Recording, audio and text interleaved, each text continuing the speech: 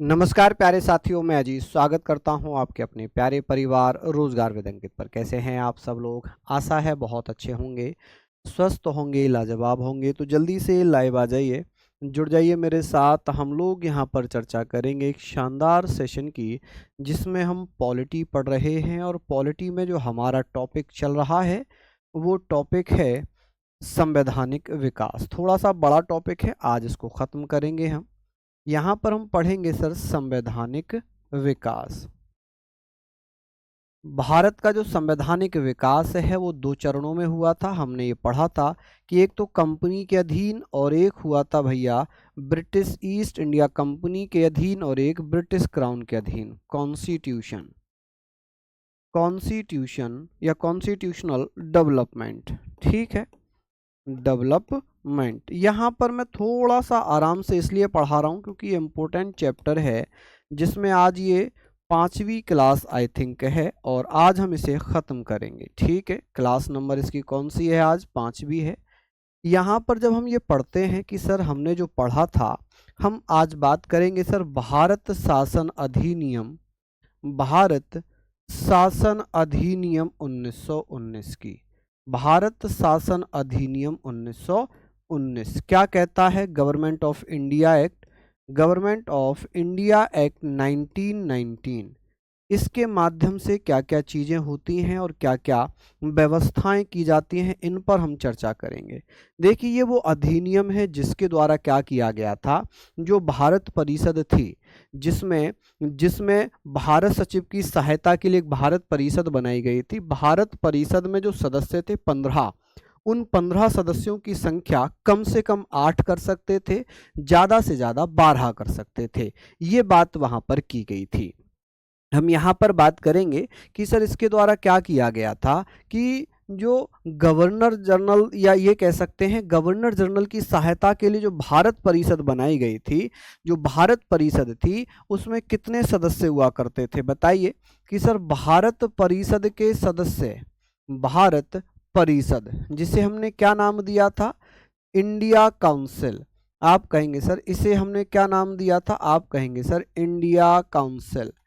India council के सदस्य कम से कम कितने हो सकते थे? सदस्य कम से कम, यानी कि मिनिमम कम से कम 8 और ज़्यादा से ज़्यादा 12 हो सकते थे। ठीक है, और ज़्यादा से ज़्यादा कितने हो सकते थे? ज़्यादा से ज़्यादा संख्या कितनी हो सकती थी? 12। ठीक है, 12 हो सकते थे। चलिए, 12 हो सकते थे। यहां पर हम लिखेंगे सर 12 हो सकते थे। कौन सा अधिनियम था जिसके द्वारा भारत परिषद के सदस्यों की संख्या जो पहले 15 थी, अब उन्हें घटाकर कम से कम कितना कर दिया था? आप कहेंगे सर कम से कम 8 कर दिया था, ज्यादा से ज्यादा 12 कर दिया था। चलिए, ये सारी चीज़ें हमने पढ़ ली। अब हम यहाँ पर ये सारे बात करेंगे कि सर ये हमने पढ़ लिया, अब इनका जो खर्चा था, जो पहले भारत परिषद के सदस्यों को जो वेतन दिया जाता था वो भारतीय भारतीय रेवेन्यू से दिया जाता था, भारतीय राजस्व से दिया जाता था। लेकिन अब इनका जो खर्च होगा, जो वेतन भत्ते सैलरी वगैरह होंगी, वो कहाँ से दी जाएंगी? अब इनके जो वेतन भत्ते हैं, यानी कि इसके जितने भी खर्च होंगे, भारत परिषद के सदस्यों के खर्च, एक्सपेंडिचर, ये एक्सपेंडिचर कहाँ से किए जाएंगे? आप कहेंगे सर ये खर्च ब्रिटिश रेवेन्यू से होंगे। कहाँ से होंगे सर? आप कहेंगे सर ये ब्रिटिश रेवेन्यू से किए जाएंगे, ब्रिटिश राजस्व से किए जाएंगे। अब भारत से नहीं होंगे, ब्रिटिश राजस्व से किए जाएंगे। ठीक है, आप बताइएगा सर ये खर्च जो होंगे फ्रॉम ब्रिटिश रेवेन्यू, ठीक है, ब्रिटिश, आप मुझे बता देना कि सर ब्रिटिश रेवेन्यू। तो ये बहुत अच्छा क्वेश्चन यहाँ पर बन जाएगा कि सर ब्रिटिश रेवेन्यू बहुत अच्छे से हम लोगों ने पढ़ लिया। क्या ये आप मुझे बताइए, सिंपल सी चीज़ें हो गई। अब आप मुझे बताएंगे सर यहाँ पर हमने पढ़ लिया कि सर भारत सचिव की सहायता के लिए एक और पद बनाया गया, भारत सचिव की सहायता के लिए एक पद और बनाया गया जिसे हाई कमिश्नर कहा गया। क्या कहा गया? आप कहेंगे सर यहाँ पर ये एक पॉइंट हमने पढ़ लिया। दूसरा पॉइंट हम पढ़ेंगे कि सर भारत सचिव की सहायता के लिए, भारत सचिव की सहायता के लिए क्या किया गया, सहायता के लिए for the help of secretary of state for India, सहायता के लिए हाई कमिश्नर पद की नियुक्ति की गई या हाई कमिश्नर बनाया गया। हाई कमिश्नर, आप कहेंगे सर हाई कमिश्नर की नियुक्ति की गई, यहां तक आप लिखेंगे हाई कमिश्नर की नियुक्ति की गई। अब ये हाई कमिश्नर किसकी सहायता के लिए बनाया गया था, भारत सचिव की सहायता के लिए बनाया गया था। ठीक है, अब ये बताइए कि सर जो भारत सरकार का जो लेखा जोखा था, जो खर्च हो रहा था, इसके लिए एक भैया पद बनाया गया जिसे महालेखा परीक्षक कहा गया। कि सर जल्दी जल्दी से बताइए कि भारत सरकार भारत में जो खर्च कर रही है वो महालेखा के द्वारा देखा जाएगा। हालांकि महालेखा का जो पद है वो आगे चलकर भारत में अटॉर्नी जनरल के नाम से जाना जाएगा। क्या आप कहेंगे नहीं, किसके नाम से जाना जाएगा? तो ये सारे पॉइंट आप लोग लिख लीजिए, यहां पर हम लोग बात करते हैं। किसी को कोई समस्या? चलिए बहुत बढ़िया, ये आप लोगों ने पढ़ लिया। अब बात करेंगे सर ये वही अधिनियम है जिसके द्वारा भारत में वोटिंग अधिकार दिया गया, महिलाओं को वोटिंग अधिकार मिला। कि सर इसी के द्वारा क्या किया जाता है, महिलाओं को वोटिंग अधिकार मिला। किसे भैया? महिलाओं को। कौन से अधिनियम के द्वारा महिलाओं को वोट देने का अधिकार मिला? वोट, आप बता देना सर, महिलाओं को वोट देने का अधिकार मिला।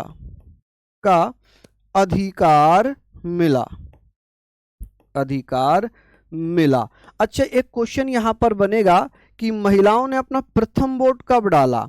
आप कहेंगे सर प्रथम वोट, महिलाओं ने प्रथम वोट 1921 में, प्रथम वोट 1921 में महिलाओं के द्वारा भैया क्या किया गया है? वोटिंग अधिकार तो भारत शासन अधिनियम 1919 के द्वारा मिल गया, लेकिन पहली बार जो वोटिंग हुई है वो कब हुई?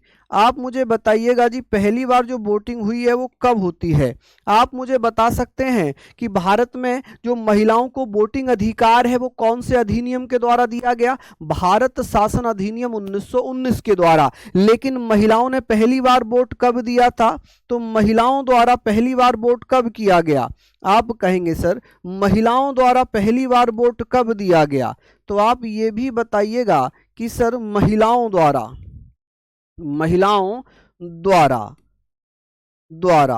पहली बार वोटिंग कब की गई थी? महिलाओं द्वारा पहली बार वोटिंग कब की?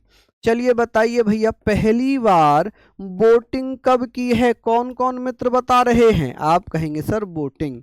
तो यहां पर हमने पढ़ लिया कि सर 1921 में पहली बार महिलाओं के द्वारा वोटिंग की गई थी।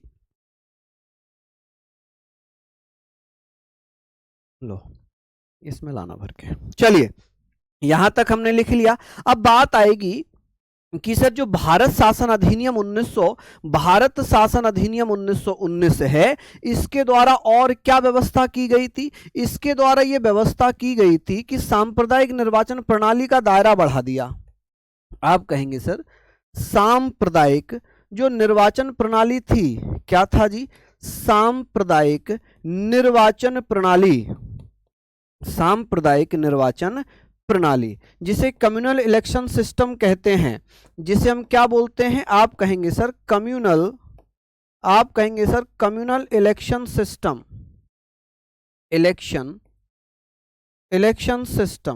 कम्युनल इलेक्शन सिस्टम में किस किस को शामिल किया गया था? आप कहेंगे सर सिखों को। पहले केवल मुसलमानों के लिए था, अब इसमें सिखों को शामिल कर लिया, ईसाइयों को शामिल कर लिया गया। किसे? आप कहेंगे सर ईसाई शामिल कर लिए गए। इसमें आंग्ल भारतीय शामिल कर लिए गए। कौन? आप कहेंगे सर आंग्ल भारतीय। अच्छा, आंग्ल भारतीय कौन होते हैं? आंग्ल भारतीय। आंग्ल भारतीय का मतलब होता है एंग्लो इंडियन, और एंग्लो इंडियन ऐसे विदेशी व्यक्ति थे जो भारत में आकर बस गए, जिन्होंने भारत की नागरिकता ले ली, या जिनके माता पिता विदेशी थे, भारत में आए, भारत में बस गए, उनके बच्चे भारत में एंग्लो इंडियन कहलाए, आंग्ल भारतीय कहलाए। क्या कहलाए जी? आंग्ल भारतीय कहलाए। और इसमें यूरोपियन भी शामिल कर लिए गए। कौन? यूरोपियन भी शामिल किए गए कि भैया सांप्रदायिक निर्वाचन दायरा कब बढ़ाया गया था? शामिल किए। तो ये 1919 के द्वारा, भारत शासन अधिनियम 1919 के द्वारा क्या किया गया था? यहां पर यूरोपियन भी शामिल किए गए, सिखों को शामिल किया गया, ईसाइयों को शामिल किया गया, आंग्ल भारतीयों को शामिल किया गया। जबकि 1909 भारत परिषद अधिनियम के द्वारा क्या होगा? जल्दी जल्दी से बता दीजिए। ये सारी चीजों को आप लोग यहां पर लिखते हुए चलिए। आई होप ये सारे पॉइंट आप लोगों ने लिख लिए होंगे। सारे पॉइंट आप लोगों ने यहां पर लिख लिए क्या? जल्दी से मुझे बता दीजिए। बहुत बढ़िया, शानदार। आगे हम बात करेंगे कि सर इसमें क्या होता है। जो भारत शासन अधिनियम 1919 है, इसके द्वारा प्रांतों में द्विवेद शासन लागू किया गया। प्रांतों में द्विवेद शासन, dyarchy system was started in provinces.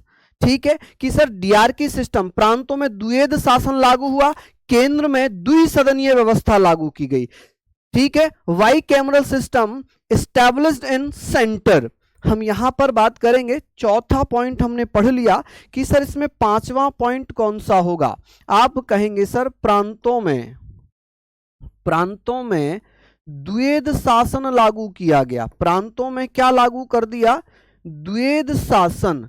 कि भैया किस अधिनियम के द्वारा प्रांतों में द्विवेद शासन, यानी कि हम कहेंगे द्विवेद शासन लागू किया। आप कहेंगे सर इसका मतलब क्या है? डीआरकी सिस्टम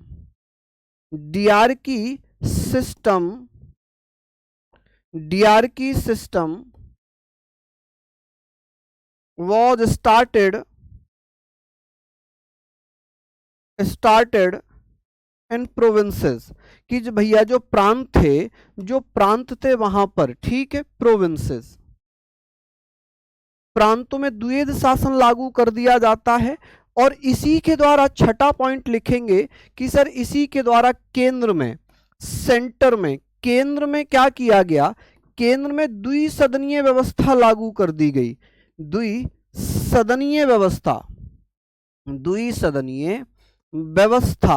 लागू कर दी गई। द्विसदनीय व्यवस्था लागू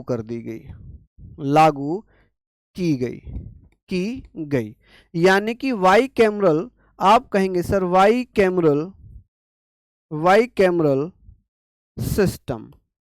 कैमरल सिस्टम का क्या मतलब होगा? द्विसदनीय का मतलब होगा कि सर इसके द्वारा क्या किया गया? केंद्र में एक तो जो पहले केंद्रीय जो अखिल भारतीय विधान परिषद थी, जिसे ऑल इंडिया लेजिस्लेटिव काउंसिल कहते थे, अब उसके स्थान पर क्या बनाया गया? उसके स्थान पर विधान परिषद के स्थान पर राज्य परिषद बना दी गई, और केंद्र में ही एक केंद्रीय विधान सभा बना दी गई, ना कि लोकसभा। लोकसभा के स्थान पर पहले क्या बनाया गया था? लोकसभा के स्थान पर बनाया गया था केंद्रीय विधानसभा।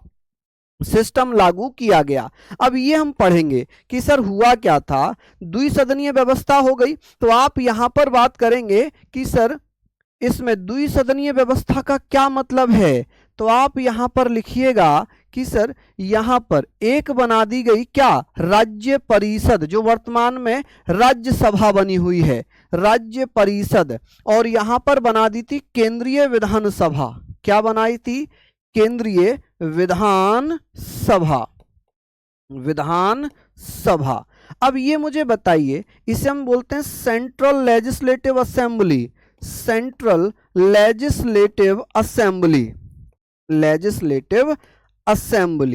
आप बताइए, लेजिस्लेटिव असेंबली बन गई, और इसे हम क्या बोलेंगे? इसे हम राज्य परिषद, काउंसिल ऑफ स्टेट बोलेंगे। क्या बोलेंगे जी? इसे काउंसिल ऑफ स्टेट्स। ठीक है। अब बात ये आई कि सर यहां पर पहले तो ये थी नहीं, ये जो है ये किसके स्थान पर आई थी? राज्य परिषद। ये किसके स्थान पर? आप कहेंगे सर ये आई थी केंद्रीय विधान परिषद के स्थान पर। केंद्रीय विधान परिषद के स्थान पर, केंद्रीय विधान परिषद के स्थान पर, के स्थान पर क्या बना दी गई थी? स्थान पर राज्य परिषद बना दी गई थी। इसमें कुल सदस्य कितने थे राज्य परिषद में? आप कहेंगे सर इसमें जो कुल सदस्य थे, जो कुल मेंबर्स थे, टोटल मेंबर्स थे, उनकी संख्या थी 60। मेंबर्स कितने हुआ करते थे इसमें? तो इसमें टोटल सदस्यों की संख्या कितनी थी? 60 थी। अब 60 में भी 33 और 27 में बांट दिया था। ठीक है, आप कहेंगे सर जो 33 सदस्य थे ये मनोनीत हुआ करते थे। ये क्या थे? मनोनीत थे, नॉमिनेटेड थे। और इनका चुनाव भैया, इनका इलेक्शन होता था। ये इलेक्टेड थे यानी कि निर्वाचित थे। क्या थे? निर्वाचित। निर्वाचित, ठीक है जी, ये निर्वाचित थे। अब बात आती है कि सर जो ये सदस्य थे 60, इनका कार्यकाल कितना हुआ करता था? कार्यकाल, टेन्योर कितना था? आप कहेंगे सर इनका टेन्योर उस समय हुआ करता था 3 साल। कितने साल हुआ करता था? 3 साल। यानी कि जो राज्य परिषद थी, जब 1919 में इसको बनाया गया था, तब इसके सदस्यों का कार्यकाल कितना था? 3 साल था। कितना था जी? 3 साल था। अब बात यहां पर हमने लिख ली, हालांकि ये बहुत सारी जगहों पर अलग अलग दिए होंगे, ठीक है, तो आपको परेशान नहीं होना है। चलिए ये सारी चीजें हमने लिख ली। अब बात आती है जी केंद्रीय विधानसभा। केंद्रीय विधानसभा बनाई गई। अब केंद्रीय विधानसभा, इसके कुल सदस्य कितने थे? इसमें कुल सदस्यों की संख्या कितनी थी? बताइए कि जो केंद्रीय विधानसभा थी, जो वर्तमान में लोकसभा है, इसमें कुल सदस्यों की संख्या कितनी थी? 145। कितनी थी जी? 145। अब 145 में यहां बड़ा दिक्कत वाली बात है कि सर 41 सदस्य जो थे ये मनोनीत थे। क्या थे? ये मनोनीत थे, नॉमिनेटेड थे। ठीक है, मनोनीत हुआ करते थे। और 104 सदस्य निर्वाचित थे। 104 सदस्य निर्वाचित थे, इनका चुनाव हुआ था। चलिए अब बात आती है कि सर जो ये 145 सदस्य थे, इनका कार्यकाल कितना था? टेन्योर कितना था? आप कहेंगे सर कार्यकाल की बात यहां पर हो रही है, कार्यकाल, टेन्योर की बात यहां पर हो रही है कि सर इनका कार्यकाल कितना था? 5 साल। कितना था? 5 साल। क्या ये सारे पॉइंट आपने लिख लिए? आप बेफिक्र रहिए, आपको हर चीज में भैया बता रहा हूं, ठीक है। अब आप देख लीजिएगा कि हमेशा हम लोग पढ़ते हुए चलेंगे, ये आप लोग ध्यान रखते हुए चलिएगा, ठीक है।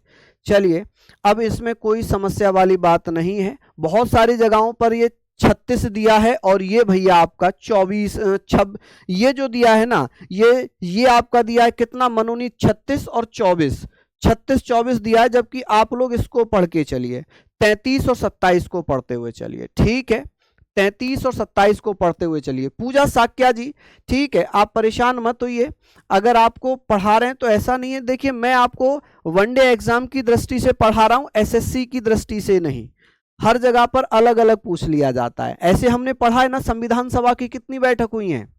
अब आप मुझे ये बताओ जरा, अब लूसेंट में कितना दिया मुझे नहीं पता। देखिए आप मुझे ये बताइए, आप मुझे ये बता दीजिए कि सर जैसे संविधान की 5 बैठकें लगातार हुई थी, है ना, संविधान की 5 बैठकें लगातार ही, ठीक है। अब आप मुझे बता दीजिए जल्दी जल्दी से। बहुत बढ़िया, शानदार। अरे नहीं मनीष जी, हाँ बिल्कुल ठीक है। मीनाक्षी जी, चलिए। अरे अर्पित, बिल्कुल भैया ठीक है, चलिए बहुत बढ़िया। हाँ जी विकास जी, नहीं मेरे लाल, नहीं नहीं बिल्कुल ठीक है, बिल्कुल ठीक है। राज्य परिषद नहीं बेटा, 3 साल, राज्य परिषद का 3 साल था, विधानसभा का 5 साल था। अरे अभी से तुलना मत करो ना, जब तो ये हम गुलाम थे तब की बात हो रही है। लिख लिया यहां पर। अब बात करेंगे सर, प्रांतीय विषयों को 2 भागों में बांट दिया था, ठीक है। प्रांतीय विषयों को 2 भागों में बांट दिया था। यहां पर हमने लिख लिया कि सर कौन सा नंबर पॉइंट है? पॉइंट नंबर 7 नंबर में हम डालेंगे कि सर जो प्रांतीय विषय हुआ करते थे, आप कहेंगे सर प्रांतीय विषयों को दो भागों में बांट दिया था। जो प्रोविंशियल सब्जेक्ट थे, आप कहेंगे sir provincial subjects, provincial subjects थे, इनको दो भागों में बांट दिया। कितने? दो भागों में बांट दिया। एक कौन से थे भैया? आप कहेंगे सर एक थे आरक्षित, रिजर्व्ड, एक थे आरक्षित यानी कि रिजर्व्ड, एक थे हस्तांतरित। ठीक है, कौन से थे? आप कहेंगे सर हस्तांतरित। ठीक है, हस्तांतरित, हस्तांतरित यानी कि ट्रांसफर्ड, ट्रांसफर्ड। अब जैसे ट्रांसफर्ड कौन कौन से सब्जेक्ट बन गए थे? आप कहेंगे सर ट्रांसफर्ड सब्जेक्ट जो थे, जैसे कि आप कहेंगे सर स्थानीय स्वशासन, स्थानीय स्वशासन, लोकल सेल्फ गवर्नमेंट, स्थानीय स्वशासन हो जाएंगे, शिक्षा हो जाएगी, शिक्षा, और आप कह सकते हैं सर स्वास्थ्य। ठीक है, ऐसे विषय जो जो भैया भारतीयों को सौंपे गए तो वो कौन कौन से थे? स्वास्थ्य, शिक्षा, स्थानीय स्वशासन। आरक्षित में जैसे कौन कौन से विषय शामिल कर लिए थे? रक्षा, ये अंग्रेजों के पास रह गए, रक्षा, पुलिस, आप कहेंगे सर पुलिस, और वित्त, फाइनेंस। ठीक है, ये मामले किसके पास थे? ये मामले किसके पास थे? ये भैया रिजर्व थे, राजस्व, राजस्व। तो ये सब किसके पास थे मामले? तो ये थे भैया आरक्षित विषय थे। ठीक है, यहां तक आप लोग इसको पढ़ लेना। चलिए, बहुत बढ़िया, शानदार। हाँ जी सर, यूपीपीसीएस यूपीएससी लेवल का पढ़ाइए। अच्छा आलोक जी, यूपीएससी तो नहीं, मैं बस ये कह सकता हूं कि जितना मैं आपको पढ़ा रहा हूं अगर इतना आपने पढ़ लिया, यूपीपीएससी जरूर कर लेंगे, यूपीपीएससी कर लेंगे। उत्तर प्रदेश पीसीएस, किसी भी राज्य के पीसीएस को आप यहां पर कर सकते हैं। ठीक है, चलिए अब बात आती है जी, ये हमने कर लिया। अब बात आती है भारत शासन अधिनियम 1935। भारत शासन अधिनियम 1935, भारत शासन अधिनियम 1935। चलिए यहां पर हम बात करेंगे कि सर भारत शासन अधिनियम 1935। चलिए आप मुझे बताइए, यहां पर हमने लिख लिया कि सर 1935 हम पढ़ रहे हैं कि sir government of India act के बारे में हम बात करेंगे। ठीक है जी, आप कहेंगे सर ये जो 1935 का अधिनियम है, ये भारतीय संविधान का सबसे बड़ा क्या है? स्रोत है, भारतीय संविधान का सबसे बड़ा स्रोत है। और यहाँ पर ब्रिटिश सरकार के, ब्रिटिश सम्राट के हस्ताक्षर हुए तब ये आया। बहुत बढ़िया, यहां तक हम पढ़ेंगे। मिंटो बेटा इसी को कहते हैं, इसी को हम यहाँ पर लिख सकते हैं कि सर ये जो है ना, इसे हम और किस नाम से जान सकते हैं? तो इसे हम कहेंगे मोंटेग्यू चेम्सफोर्ड सुधार कानून। मोंटेग्यू, आप कहिएगा मोंटेग्यू चेम्सफोर्ड सुधार कानून, चेम्सफोर्ड सुधार कानून, सुधार कानून।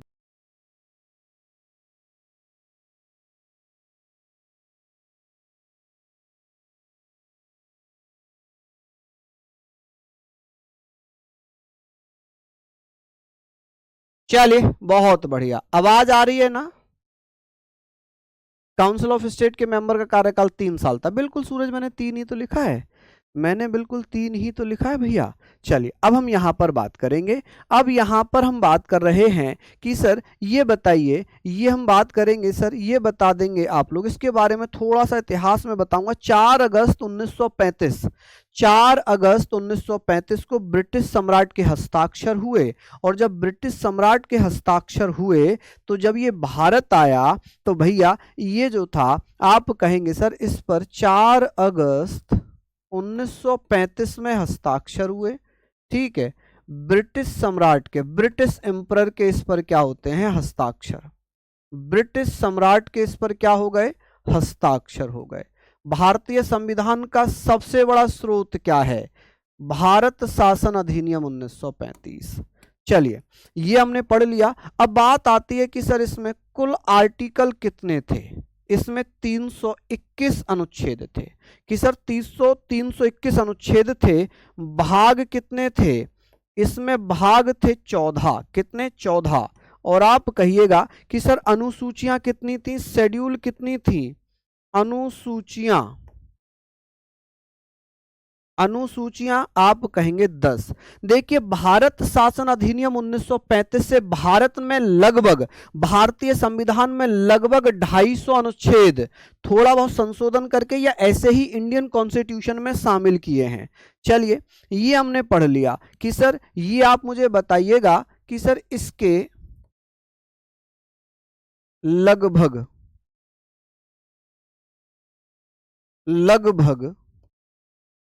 250 अनुच्छेद, 250 अनुच्छेद भारतीय संविधान में शामिल किए गए। किसमें? भारतीय संविधान में शामिल किए गए हैं, संविधान में शामिल किए गए हैं, शामिल किए गए हैं।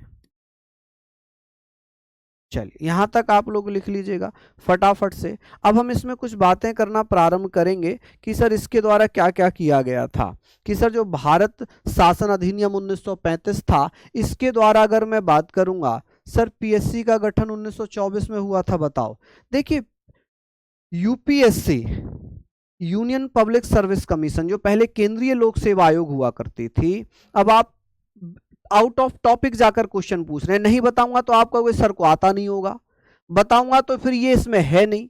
चलिए फिर भी मैं आपको बताता हूं। जो भारत शासन अधिनियम 1919 था, उसके द्वारा केंद्रीय लोक सेवा आयोग की स्थापना हुई थी 1926 में, क्योंकि ली आयोग बनाया गया था। ली आयोग ने सिफारिश की थी, उसके आधार पर 1926 में केंद्रीय लोक सेवा आयोग बना, जिसे 1935 में संघ लोक सेवा आयोग के नाम से शामिल किया गया। ठीक है, चलिए यहां पर हम बात करेंगे कि सर इसके द्वारा क्या क्या व्यवस्थाएं की गई थी। आप कहेंगे सर संघीय न्यायालय की स्थापना की गई। किसकी? संघीय न्यायालय की स्थापना हो गई। संघीय न्यायालय यानी कि फेडरल कोर्ट बनाया गया। क्या बनाया गया जी? फेडरल कोर्ट बनाया जाता है। संघीय न्यायालय, फेडरल कोर्ट की स्थापना की गई। कि सर जो संघीय न्यायालय था उसकी स्थापना होती है, और ये स्थापना कहां पर होती है? दिल्ली में। किस अधिनियम के द्वारा संघीय न्यायालय की स्थापना हो गई थी? दिल्ली में संघीय न्यायालय की। अब इसमें मुख्य जज कौन था? मुख्य न्यायाधीश।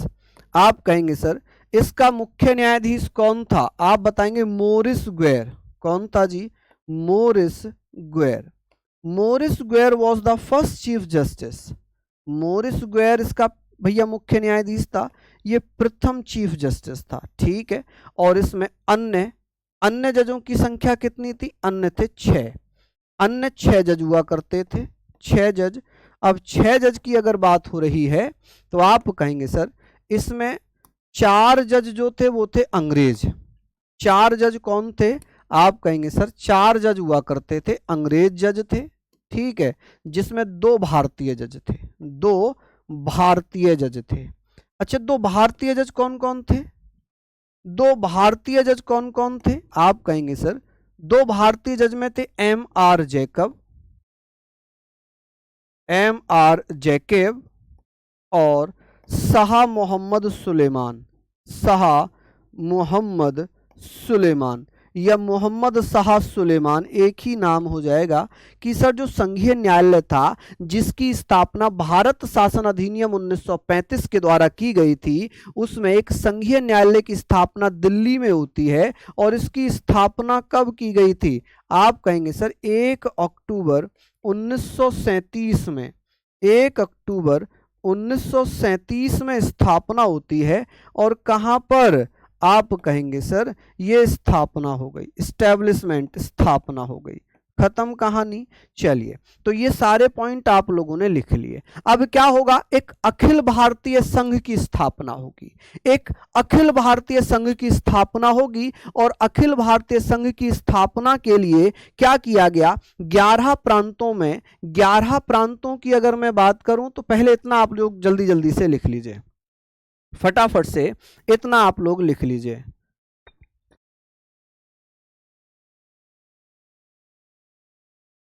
चलिए यहां तक आप लोग लिखिए फटाफट से।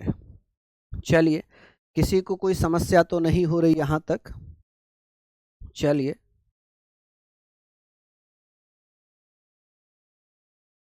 बहुत बढ़िया।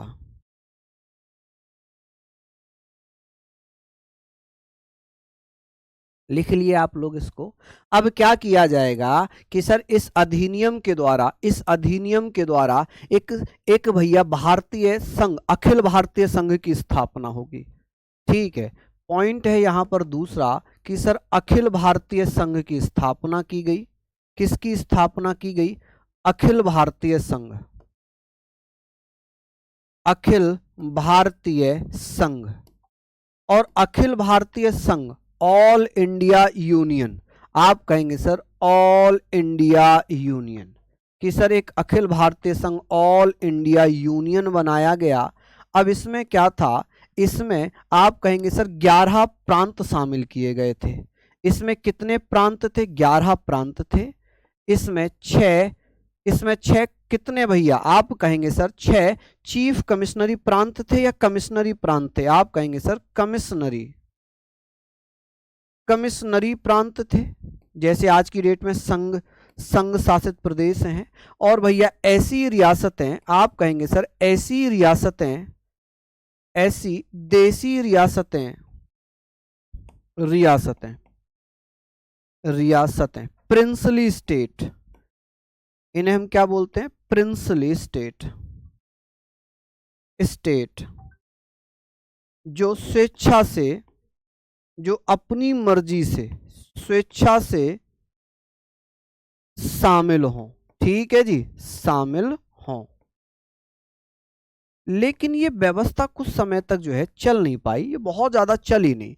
और इसके माध्यम से तीसरा पॉइंट हम लिखेंगे कि सर भारत शासन अधिनियम 1935 के द्वारा आधी स्वतंत्रता मिल चुकी है। देखिए आप कहेंगे सर आधी स्वतंत्रता प्राप्त हो गई, भारत को क्या मिल गया?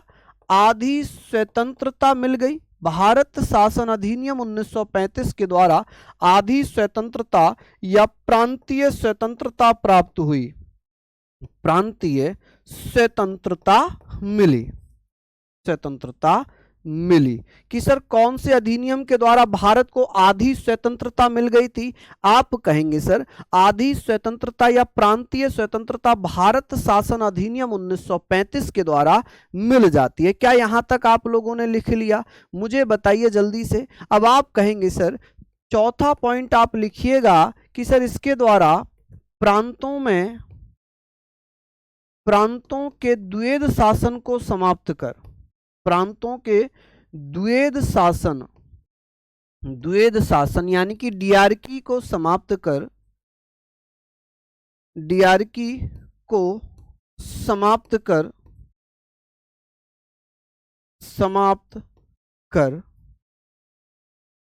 प्रांतों से डीआरकी सिस्टम समाप्त कर केंद्र में द्वैध शासन लागू किया। कि भैया केंद्र में द्वैध शासन लागू कर दिया।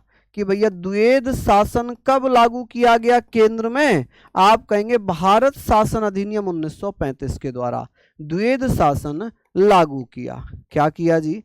लागू किया। यहां तक आप लिखेंगे जी केंद्र में द्वैध शासन लागू कर दिया जाता है। चलिए बहुत बढ़िया, यहां तक हमने पढ़ लिया कि सर प्रांतों में द्वैध शासन को समाप्त कर दिया था, केंद्र में लागू कर दिया था। अच्छा, प्रांतों में द्वैध शासन भारत शासन अधिनियम 1919 के द्वारा लागू किया गया था। अब बात आती है कि सर इसके द्वारा क्या किया गया? केंद्र और राज्यों में शक्तियों का विभाजन किया गया। इसके माध्यम से क्या किया गया कि भैया केंद्र एवं राज्यों में शक्तियों का विभाजन किया। केंद्र एवं राज्यों में शक्तियों का विभाजन किया। केंद्र एवं राज्यों में शक्तियों का विभाजन किया, विभाजन किया। अब ये जो विभाजन है ये कैसे किया गया था? कि सर संघ सूची, राज्य सूची, समवर्ती सूची प्रांतीय सूची, इन सब में विषयों को बांट दिया गया था। क्या कर दिया गया था? विषयों को बांट दिया गया था। चलिए बहुत बढ़िया। हाँ जी, चलिए बहुत बढ़िया, शानदार, लाजवाब। तो हम लोग यहाँ पर बात करेंगे। चलिए बता दीजिए इसका सही आंसर क्या है।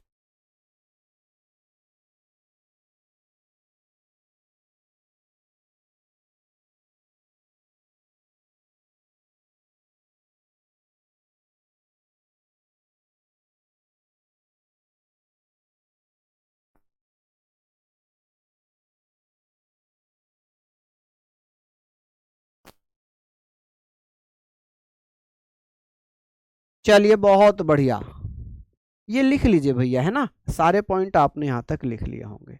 चलिए अब आगे बात करते हैं। अब आगे बात करेंगे, यहाँ तक हमने लिख लिया होगा। अब बात आती है सर, ये बताइए इस अधिनियम के द्वारा जो बर्मा था, जिसे हम वर्तमान में म्यांमार के नाम से जानते हैं, उसे उसे जो है भारत से अलग कर दिया गया। ठीक है। छठा पॉइंट होगा कि सर छठा पॉइंट क्या है? इस अधिनियम द्वारा, यानी कि भारत शासन 1935 के द्वारा, इस अधिनियम द्वारा बर्मा जिसे वर्तमान में म्यांमार कहते हैं, म्यांमार, बर्मा को 1937 में अलग कर दिया। 1937 में अलग कर दिया, अलग कर दिया। यहां पर हमने लिख लिया कि सर अलग कर दिया। ठीक है, ये हमने लिख लिया कि भैया भारत से अलग कर दिया और भारत संघ में 2 नए राज्य शामिल कर लिए। आप कहेंगे सर 7 पॉइंट हम यहां पर पढ़ रहे हैं, 7th नंबर का पॉइंट है। चलिए बहुत बढ़िया, शानदार, लाजवाब।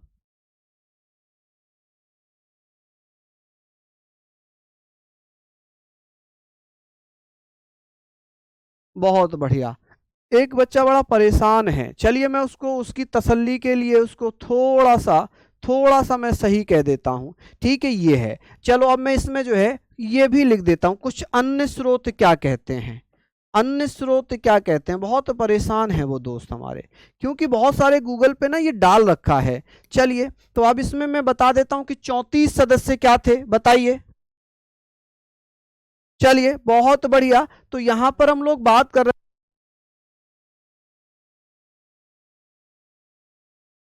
बहुत बढ़िया, यहां पर आपको परेशान होना नहीं है। अब आप कहेंगे सर इसमें यहां पर 34 जो थे वो निर्वाचित थे। कौन थे? निर्वाचित थे। इसके अनुसार और भैया 24 जो थे, 26 जो थे, ये मनोनीत थे, ये मनोनीत थे। लेकिन ये कुछ ही स्रोत में दिया हुआ है, ये कुछ ही स्रोत में दिया है। हमें तो ये वाला पढ़ना है, हमें तो 33 और 27 वाला पढ़ना है। ठीक है, समझ रहे हैं आप मेरी बात? ये कुछ अन्य स्रोत कहते हैं इसको, लेकिन आपको याद क्या करना, ये वाला याद करना, ये वाला आपको याद नहीं करना। चलिए अगर आप चाहो तो इसे ऑप्शन के अकॉर्डिंग देख लेना, अगर ऑप्शन में दिया हो तो इसको करना, वरना ऑप्शन में भी ना के बराबर आएगा, आएगा ही नहीं कभी। ये सारी चीजें हमारी हो गई।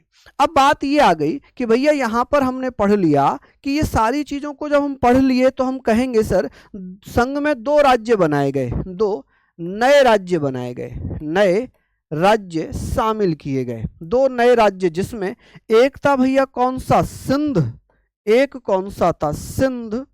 और एक कौन सा था? आप कहेंगे सर उड़ीसा। उड़ीसा। ये 2 नए राज्य बनाए गए, 2 नए राज्य बनाए गए गए ठीक है, 2 नए प्रांत बना दिए। ये प्रांत भैया यहां पर 1937 में ही बनाए गए।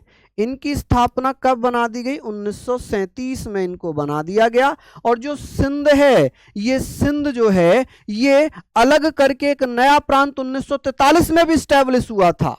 ठीक है माय डियर, चलिए यहां पर आपने लिख लिए भैया। चलिए कोई दिक्कत वाली बात तो नहीं है, आगे बात करें। ये आप मुझे बता दीजिए, यहां पर हमने ये पॉइंट लिखे। अब हम बात करेंगे सर 1937 में 11 प्रांतों में चुनाव कराए गए। 8वां पॉइंट होगा कि सर 1937 में 11 प्रांतों में चुनाव हुए, 11 प्रांतों में चुनाव हुए। और ये चुनाव भारत शासन अधिनियम 1935 के द्वारा कराए गए, जिसमें आप कहेंगे सर 5 + 3 यानी कि कुल मिलाकर 8 में, कुल मिलाकर 8 प्रांतों में कांग्रेस की सरकार बनी। किसकी भैया? कांग्रेस की सरकार बनी, की सरकार बनी, इनकी जीत हासिल हुई। 5 में तो कांग्रेस बहुमत में थी, 3 में भैया कांग्रेस ने गठबंधन किया। ठीक है, पूर्ण बहुमत में मतलब मद्रास, बिहार, उड़ीसा, मध्य प्रदेश, संयुक्त प्रांत।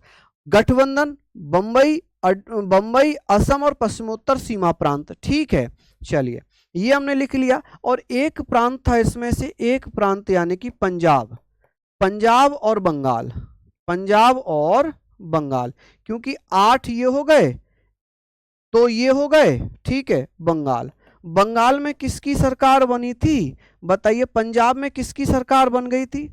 आप कहेंगे सर पंजाब में मुस्लिम लीग के सहयोग से यूनिस्ट पार्टी की सरकार बनी। किसकी? यूनिस्ट पार्टी की, यूनिस्ट पार्टी की सरकार। किसके सहयोग से? मुस्लिम लीग के सहयोग से। ठीक है, मुस्लिम लीग के सहयोग से, के सहयोग से, सहयोग से। ठीक है, अब बंगाल में भी किसकी? कृषक प्रजा पार्टी की। आप कहेंगे सर प्रजा कृषक प्रजा पार्टी की सरकार बनी, कृषक प्रजा पार्टी की सरकार, ये भी मुस्लिम लीग के सहयोग से। चलिए, और सिंध में आप कहेंगे सर सिंध में जो सरकार बनी थी, एक प्रांत था सिंध, और सिंध में किसके सहयोग से? सहकारी सहयोग से, यानी कि ब्रिटिश सरकार के सहयोग से। आप कहेंगे सर सहकारी सहयोग से, सहकारी सहयोग से, सहयोग से यहां पर क्या बन जाती है? सरकार बन जाती है। खत्म कहानी। ये सारे पॉइंट हमारे यहां पर हो गए। चलिए मुझे बताइए, किसी को कोई दिक्कत? अब भैया जो 8 प्रांत थे, इन 8 प्रांतों में कांग्रेस ने इस्तीफा दे दिया। कितने महीने बाद इस्तीफा दिया गया है? आप कहेंगे सर कांग्रेस ने यहां पर क्या किया गया? सर 11 प्रांतों में चुनाव तो बता दो। 11 प्रांतों में मैंने बताया ना कि 5 + 3 यानी कि इनमें क्या है? कांग्रेस की सरकार बन गई। 5 बहुमत में थे, 3 गठबंधन में थे, कुल मिलाकर 8 में कांग्रेस की सरकार बनी। एक में पंजाब यूनिस्ट पार्टी की सरकार बनी, बंगाल में कृषक प्रजा पार्टी की, और सिंध में सहकारी सहयोग से यहां पर क्या बन गया भैया? सरकार बनी। अब क्या हुआ? नौवां, ये नवा पॉइंट होगा। इसमें क्या हुआ? कांग्रेस ने 18 महीने तक सरकार चलाई। किसने? कांग्रेस ने 28 महीने तक, नॉट 18, 28 माह तक, मंथ तक सरकार चलाई। मंथ के बाद क्या कर दिया भैया? सामूहिक त्याग पत्र दिया, सामूहिक त्याग पत्र दिया, सामूहिक त्याग पत्र दिया। जब सामूहिक त्याग पत्र दे दिया तो भैया कांग्रेस के त्याग पत्र से मुस्लिम लीग बड़ी खुश हो गई, और जब मुस्लिम लीग खुश हो गई तो मुस्लिम लीग ने क्या किया? आप मुझे बताएंगे कि सर त्याग पत्र कब दिया? त्याग पत्र ये भैया त्याग पत्र कब दिया था? आप मुझे बता सकते हैं कि सर अक्टूबर 1939 में इन्होंने भैया त्याग पत्र दे दिया। ठीक है, त्याग पत्र दे दिया। जब त्याग पत्र दिया तो भैया मुस्लिम लीग ने 10वां पॉइंट लिखिए, 10वां पॉइंट इसका लिखिए कि मुस्लिम लीग ने इसे क्या मनाया था? बताइए जल्दी से कमेंट में कि सर मुस्लिम लीग ने इसे किस रूप में मनाया था? तो आप कहेंगे सर मुस्लिम लीग ने 22 दिसंबर 1939 को मुक्ति दिवस के रूप में मनाया था। मुक्ति दिवस के रूप में मनाया। किसके रूप में? मुक्ति दिवस के रूप में मनाया, के रूप में मनाया। चलिए बहुत बढ़िया, यहां तक आप लोग इसको पढ़ चुके होंगे। खत्म कहानी। ये था भैया आपका संवैधानिक विकास जो खत्म हुआ है। अब जैसे 1947 से 1940 है, ये हम पढ़ेंगे संविधान सभा में। किस में? संविधान सभा में। ठीक है, चलिए तो ये सारे पॉइंट आप लोग पढ़िए। ठीक है, आप अगर इसको पढ़ चुके हैं पूरी पॉलिटी अगर पढ़ते हैं तो आपको दोबारा से पढ़ने की ज़रूरत नहीं पड़ेगी, ठीक है। तो हम कल पढ़ेंगे, कल तो क्लास नहीं होगी, मंडे में होगी शायद, है ना। अगर कल होगी तो होगी, वरना मंडे में है ना, Monday to Friday, Monday to Friday, उसमें हम संविधान सभा पढ़ेंगे, डिटेल में संविधान सभा पढ़ेंगे, ठीक है। मुक्ति दिवस 22 दिसंबर 1939 को मनाया गया, ठीक है। क्या ये सारी चीज़ें लिख ली? हाँ जी, बहुत बढ़िया। तो यहाँ तक आप लोग पढ़ लेंगे, शानदार तरीके से हम इसको पढ़ चुके हैं, पूरा डिटेल मैंने आपको बताया, पूरा जितना एक्सप्लेनेशन मैं वन डे एग्जाम के लिए कर सकता था मैंने किया। हालांकि ये मैंने पीसीएस लेवल तक का एक्सप्लेन कर दिया है, मैंने 5 क्लास में ये टॉपिक खत्म किया है। समझो कितना डिटेल मैंने दिया होगा आप लोगों को, बस याद जरूर कर लेना आप लोग, है ना, याद जरूर करना, ठीक है। तो फिर मिलेंगे आप लोगों से, तब तक के लिए जय हिंद, जय भारत।